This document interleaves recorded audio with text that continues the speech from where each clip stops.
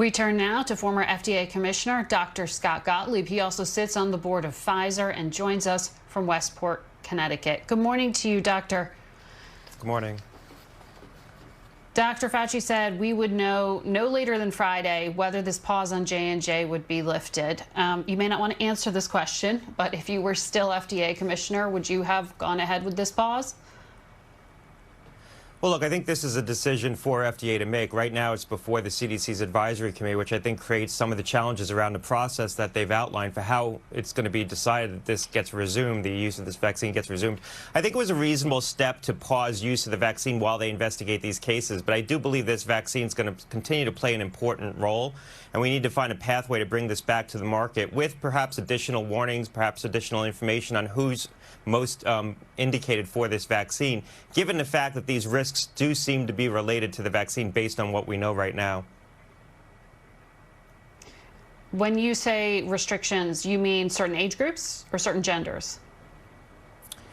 Yeah, I think you could see a situation where there's an age restriction on it, because a lot of the people who had this side effect associated with the Johnson & Johnson vaccine, and also the side effects associated with the AstraZeneca vaccine, which also seemed to be a similar mechanism, they were younger individuals, and so they were at less risk from COVID disease, and they seem to be at more risk potentially from this side effect. Now, we don't know a lot, so it's hard to draw firm conclusions, but based on what we know, that's the pattern that's emerging. So you might see a situation where the vaccine does get reserved for use in older individuals who are both potentially at lower risk of this side effect and also at higher risk of a bad outcome from COVID. That's one possibility in terms of how the FDA would bring this back. The other possibility is they just bring it back with additional warnings and advice to doctors and patients on what to be alert for, so that if these cases do emerge, you can get patients into treatment more immediately and hopefully head off a bad outcome. So starting this coming week, the vaccine is supposed to be available to all adults. When you were last with us, you said we were about to see more supply of vaccine than demand. Does that equation change now that 5% of the vaccine's off the market? Or does any part of this J&J complication change your forecast? I don't think the equation changes that much. Maybe you get pushed out a week and a half. I think that there's still a lot of supply coming into the market, and we're going to have a situation where the vaccines are going to be readily available. What does change, however, is that the J&J vaccine, as you know, was a one-shot vaccine. It was also able to be stored in easier environments. You were able to keep it at room temperature for extended periods of time in normal refrigeration. So it was an easier vaccine to deliver in austere settings. So to the extent that we're having trouble reaching certain communities with vaccination because of the complexity of delivering the current vaccines, the J&J vaccine was a beneficial alternative. So I think the challenge now is going to be that we have to set up better logistics to try to reach communities that we know are hard to reach, where the J&J vaccine was making it easier, and now we have to use the mRNA in those settings. But I do believe the J&J vaccine will be back on the market in a reasonable period of time, hopefully this week, and hopefully it'll be, able to be used in those populations given what we know about its safety profile. You said on this program back in February that you expected booster shots to be needed from, Moderna and from Pfizer. Both companies confirmed that this week. So what else do you know about what they're developing? Does this need to be a new kind of vaccine, or is it the same version of the same old shot, just a third dose? Yeah, both are being tested right now in large trials, so we're going to have some data on that pretty soon. If you look at the Danish landmark study, where they looked at people who were previously infected with COVID, how long their immunity lasted, once you got out 6 to 7, 8 months, in people who were over the age of 65, their immunity declined to about 47%. Now, that was from natural infection. We know the vaccines, or we believe the vaccines, provide more robust immunity than natural infection, but you do see a decline in the immune protection offered by prior infection in older individuals, and you expect to see some degradation with the vaccines as well. So I do believe we're going to be boosting. Now, the question of whether or not you use a vaccine that's specific to 1351, which is in development by both Moderna and Pfizer, or you just use a third dose of the existing vaccine, that needs to be worked out. But what you need to be careful about is that we don't use a variant vaccine that's specific to 1351 that provides some better protection against 1351, but you lose protection against everything else. And that is a possibility. And we're going to have a lot of data around the current vaccines and how they protect against the current variants. All we'll have really about the 1351 variant is how it protects against 1351. We won't have as much data, so I think this is going to be a challenging decision. I lost sound. 1351 being the variant also known as the South African variant. We just lost audio there, so I'm going to take a break here. Face the Nation will be right back in 1 minute with, or I hear him, and hopefully all of you can too. So Dr. Gottlieb, if you can still hear me, I was clarifying what you were talking about with 1351. Another question about a variant P1, which we are seeing, that Brazilian version spread in Canada, actually quite close to the U.S. border here. How concerned should Americans be? Well, look, I think we need to be concerned about P1. I think we need to be concerned about the variant that's spreading in India as well, which has two mutations in it, the mutation 484K mutation that's found in P1 and also the mutation that's found in that Los Angeles variant. So these variants are concerning. Right now, the prevalence of them isn't high enough in the United States that I think they're going to take off this summer. So I don't think they're a near-term risk. I think they're a risk as we head into the fall and the winter that one of these new variants could become the predominant strain. Now, that said, B117 right now is the most prevalent strain, and there's some people who believe that B117 is going to partially crowd out those other variants, and so it might be harder for those variants to spread here in the U.S. All right, Dr. Gottlieb, it's always great talking to you. Thanks for your time today. Thanks a lot. We go now to Paris, France, for a special interview with French President Emmanuel Macron. Mr. President, welcome to Face the Nation. Welcome. Happy to see you, and welcome in Paris. How and when will you lift the COVID restrictions? Will vaccinated Americans be able to visit France this summer? I hope so, and I do think so. Look, we are catching up, and definitely we are vaccinating more and more people. We vaccinated more than 12 million people. We have mid-May the objective of 20 million, 30 million mid-June, and at the end of the summer, all the adults will be offered a vaccine, which means that we are progressing, and we will progressively lift the restrictions after beginning of May, which means that we will organize indeed summertime with our professionals in France for French, European citizens, but as well for American citizens. So we are working hard to propose a very concrete solution, especially for US citizens who are vaccinated, so with a special pass, I would say. Have you worked that out with the White House? Yes, we started to discuss that. Now our ministers in charge are finalizing the technical discussions. In terms of method, in fact, we are building a European certificate to facilitate the travels after these restrictions between the different European countries with testing and vaccination. And the idea indeed is altogether to offer that to the American citizen when they decided to vaccinate, or with a PCR test being negative. So the idea is indeed to always control the virus, to maximize the vaccination, and to progressively lift the restrictions and have the best possible summer with the opportunity for your citizens to come in our country, because this is something we are very proud in. Your government said it will still administer about 200,000 doses of the Johnson & Johnson vaccine, even though exports are currently halted from the U.S. Do you think it was a mistake for the U.S. to halt those exports? Look, I think all of us did learn from the very beginning of this crisis. I think the US made a tremendous job in terms of innovation and acceleration just to get these new vaccines, the mRNA type of vaccine, and to produce very rapidly. Now, as I told you, we are catching up, and definitely we decided to be much more open. But now, for me, we have to look at the future. Where are we all together? The United States and Europe. We have to accelerate vaccination. We want to lift the maximum possible measures and to control the pandemic. And we want to cooperate. Because when you look today at the figures and the realities, you are producing a lot of vaccines. But to produce these vaccines, you do need the European for some ingredients and so on. And in Europe, we are buying more and more vaccines. but we are producing more and more vaccines. And this year we will have 2.5 billion doses in 2021, but we will produce more and more doses. And we will be in a situation to be number one in terms of production and to be partner with the US. So I think for me now, the question is how we can team up for the coming months and years, because definitely we will need vaccines for the end of 2021. But probably we will need boosters and additional vaccines because, in order to deal with the variants.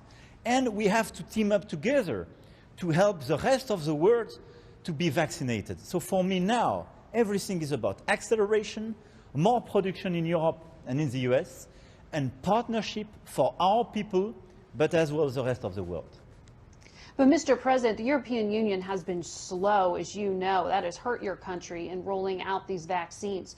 Given that you need vaccines right now, are you going to buy Russia's Sputnik vaccine to make up for this shortfall? Look, I think now, thanks to the acceleration of the deliveries, especially we had additional doses coming from Pfizer for the second quarter. And because of the fact that we accelerated production in Europe, we are definitely catching up, and we will be in a situation to meet our targets with what we have now.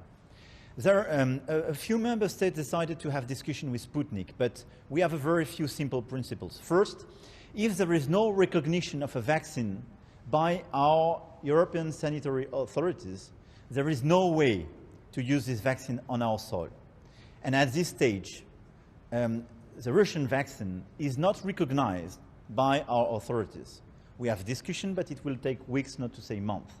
Second, for me, it makes sense first to produce vaccines based on our research and being invented and produced with our industrials. So I will prioritize European vaccination and vaccination with our partners.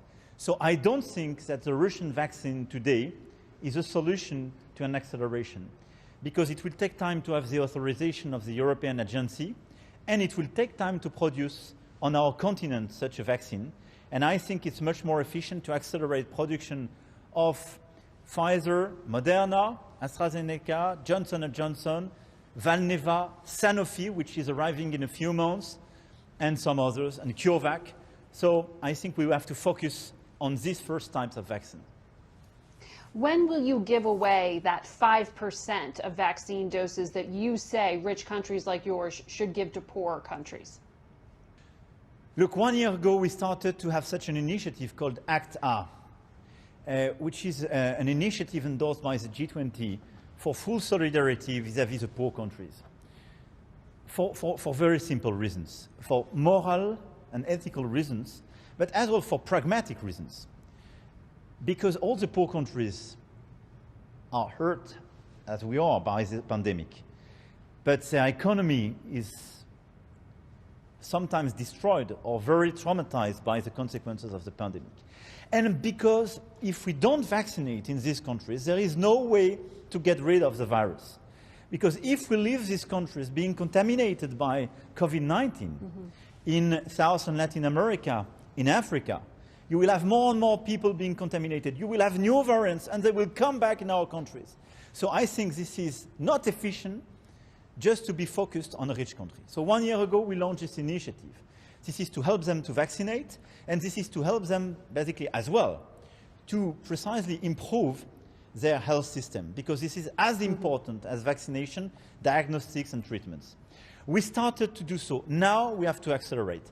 And this is where I do believe your country has a huge role, because you can provide financing, and I want to thank the US for the $4 billion committed to COVAX, which is the vehicle to provide vaccines, but as well for the doses we will send all together. And I think between now and June, we have to send a maximum doses of vaccine, which is a tiny part of what we get for us, to vaccinate the workers of the healthcare system in Africa. It's very limited, but these guys are working hard to preserve the health system, and this is something we can do, and same in Latin America. After summer, we will accelerate these deliveries. We will accelerate this solidarity. And on top of that, what we have to provide is financing as well for these economies. But it is essential, and I think this is another way where the partnership between the US and Europe is absolutely critical, and this is how we can provide such a powerful project for the rest of the world. I want to ask you about climate. President Biden brought the U.S. back into that Paris Climate Change Accord 3 months ago, but hardly any of the countries that signed it, including yours, have actually met their targets. And now President Biden is going to ask for further cuts to emissions. What makes you think it'll be achievable this time? Yes, I think because now it's time to deliver, it's time to rush, and President Biden is 100% right to do so. First of all, I want to say that during the 4 president years, your citizens, your entrepreneurs, your investors, some of your states, were very committed to the Paris Agreement and this trend, and did reduce their emission. But I think the decision taken by your president in January this year was super important. Welcome back. I was extremely happy, because now the US and the federal government decided to join again and to commit. Second, as Europeans, we increased our targets for 2030 and 2050 a few months ago, because indeed we were lagging behind in comparison with our targets. And now we have to accelerate, because we are living the first consequences of basically climate disorders. And I think it's not something we are doing just for the future generation, which is extremely important, but this is now. This is even more urgent than 5 years ago. So your president is right to increase the targets. But don't you need China and India to make those commitments? Yes, you're right. We need 2 things. We need to accelerate innovation and ability to deliver. And I'm a strong believer in some tough decision to stop coal plants, to stop all the CO2 emission to produce our energy. This is why I do believe on nuclear and renewables, and to accelerate in this strategy. We have now to modernize our way to produce in terms of mobility, our cars, our houses and so on. We have to reduce the CO2 emission. So this is an agenda of innovation, thanks to green technologies. This is an agenda of investment. This is exactly what we did with the European package and recovery plan and the French recovery plan, and what now your federal government is doing. So first, if we want to reach this target, we have to accelerate innovation and investment, and to bring everybody in this project. On top of that, you're right. We need India and China to be with us. India is very committed, and they are an emerging country. This is a huge democracy with a lot of inequalities to deal with. But they launched with us the solar initiative 3 years ago now. They are improving their system, and they committed to reduce especially HFC emissions. They are super polluters and even worse than CO2. China remained in Paris Agreement. They increased their targets, but they are still for carbon neutrality in 2060 and a peak in 2030. This morning with Chancellor Merkel, we had a discussion with President Xi. And I think we felt the commitments of President Xi on climate to work with the US and with Europe. First, to accelerate his target of 2030 to have the peak emission, and in some cities and some regions to do better and faster.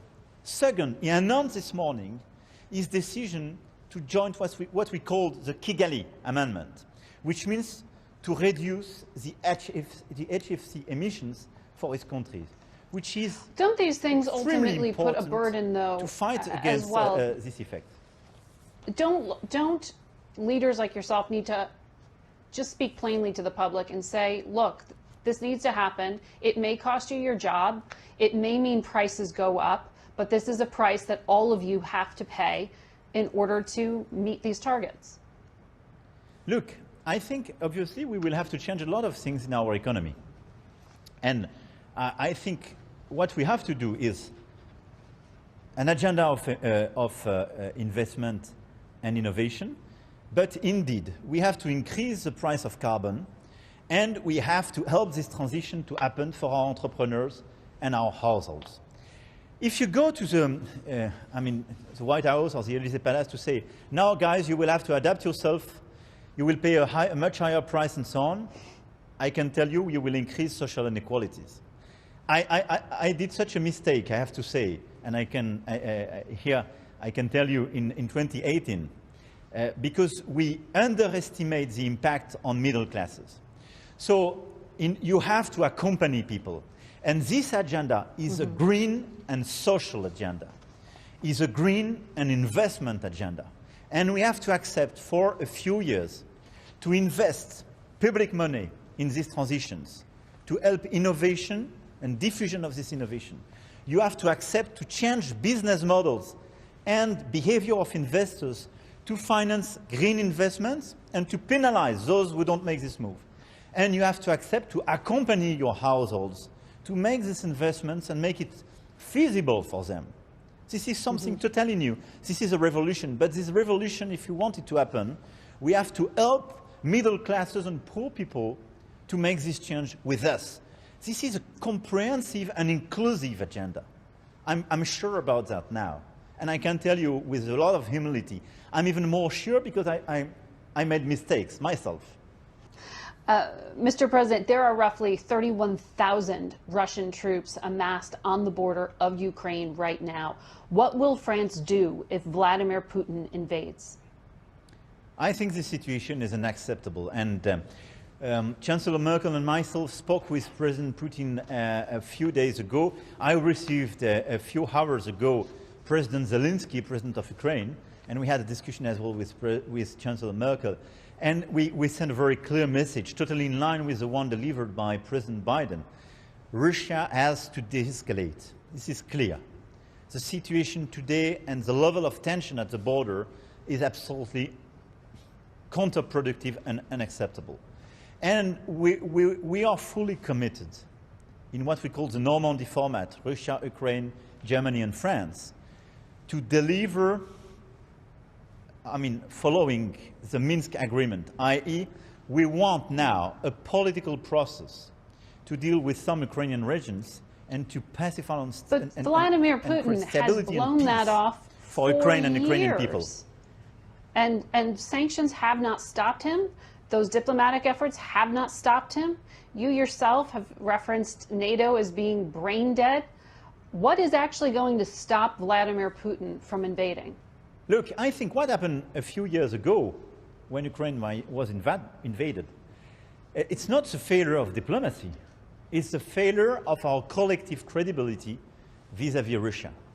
And I think when we put red lines, we have to make them respected by our people and the others. And I think we have to be clear and tough.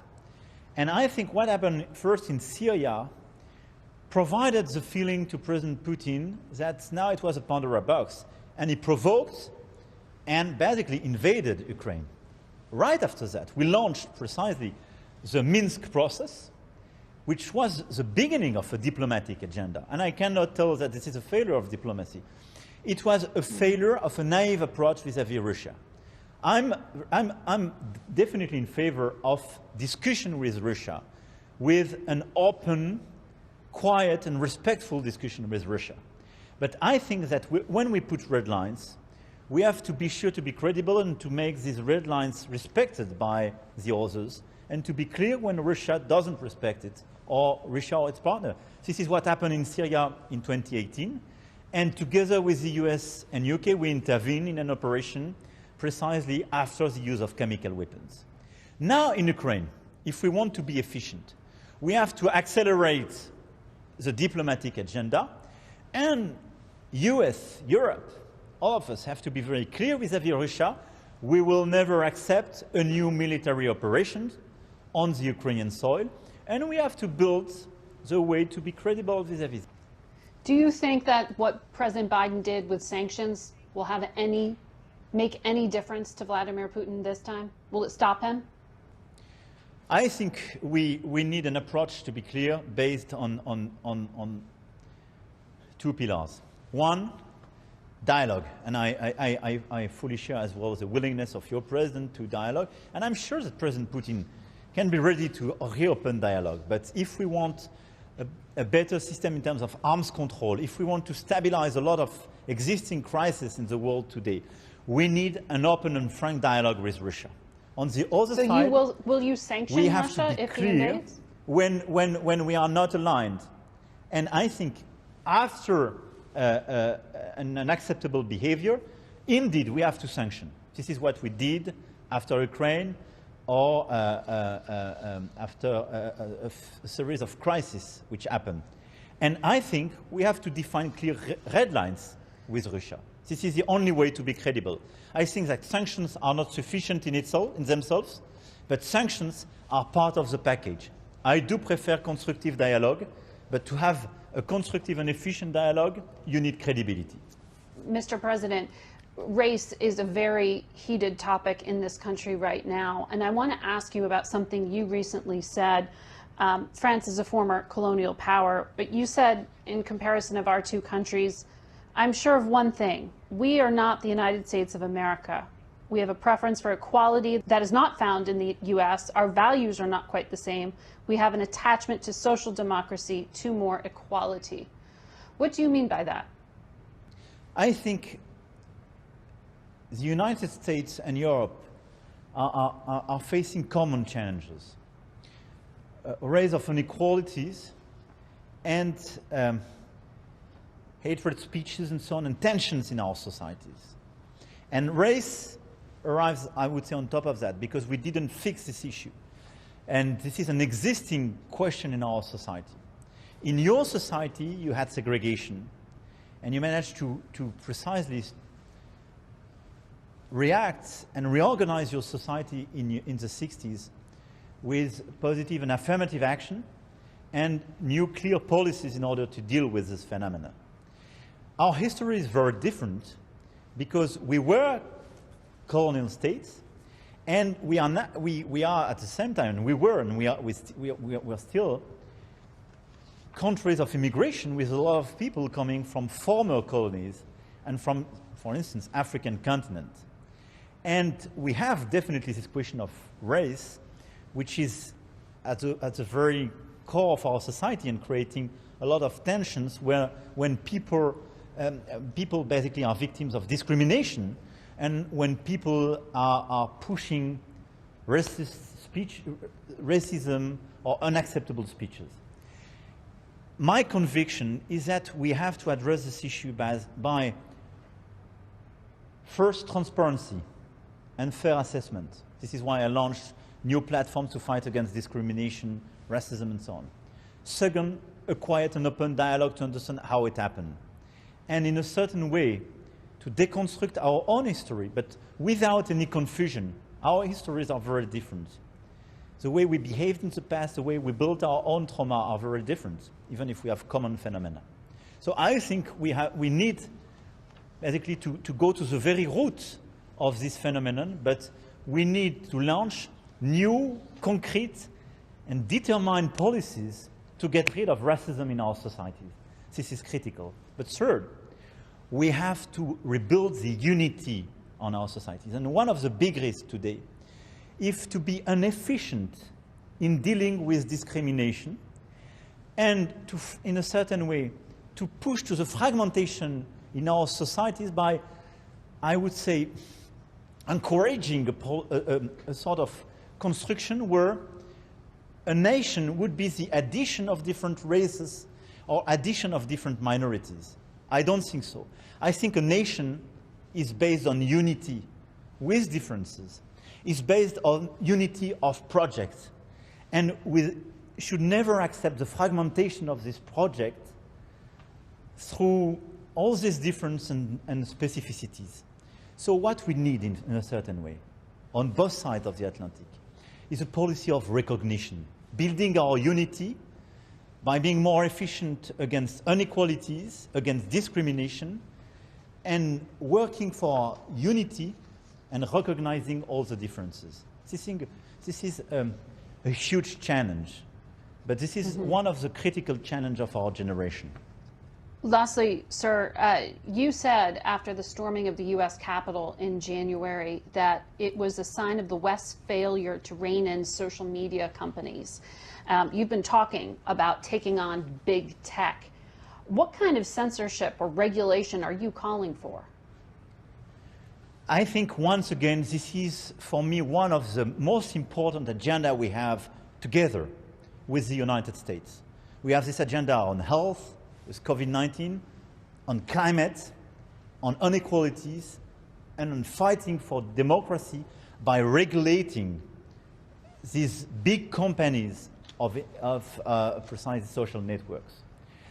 Why? Because today our children, our people, are extremely influenced by these social networks and what's happening on these platforms. And we have to to better regulate the content, respecting free speech, obviously, but by stopping being naive in a certain way. We started to do so to fight against terrorism with the Christchurch Call. And I do hope your country will join the platform we built with Prime Minister of New Zealand and a few other leaders, and with some of these entrepreneurs, to get rid of any terrorist content in 1 hour. We did it in Europe. But now we have to fight against anti-Semitism, racism, hatred speeches on social networks. This is by precisely engaging these platforms, but this is by regulating them. So I think who would regulate for the them? coming months and years, the US-European agenda, this is a common agenda. You have to regulate them, saying, when you are in the streets, it's forbidden Isn't to that be censorship? racist, to be anti-Semitic. No, I would not say this is censorship, because if you are in the street with me, you cannot insult somebody like that. Your law, my law, do penalize such behavior.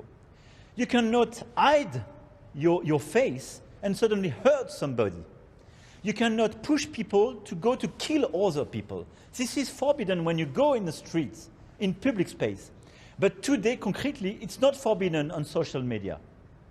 So what we have to do is to create a new public order on social media, because this is public space, because this is the place where our children, our young people, our people spend hours a day. So we need the same rule, because without public order on this space, there is no more freedom. So yes, you need regulation, but common regulation in US and Europe. And when I say you have to regulate them, you have to regulate unacceptable content, you have to regulate them and to give responsibility principle for the editors of this guy in this part. And you have to tax them, because a lot of these players are not fairly taxed and are competitors with the rest of the economy and real economy.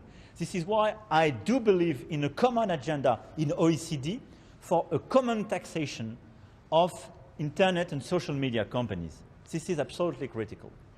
Mr. President, I'm being told that we are running out of time, but I want to thank you for your time today. Thank you very much. No, I was happy to have the opportunity to answer your questions.